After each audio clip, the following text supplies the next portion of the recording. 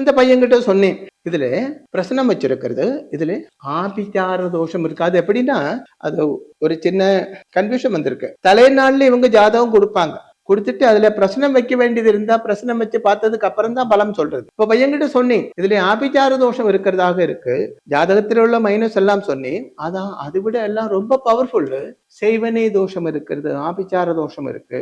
அது உன்னுடைய அம்மாவோட சகோதர ஸ்தானத்தில் ஒரு ஸ்திரீ செய்திருக்கப்பட்டதுதான். அப்ப அவர் சொன்னார், ஆமா சுவாமி, இந்த கிளாரிட்டிக்காகத்தான் இப்போ நான் உங்களிடம் ஜாதகமே பார்த்தது. இது பல பேர் என்கிட்ட முன்னே சொல்லியிருக்காங்க.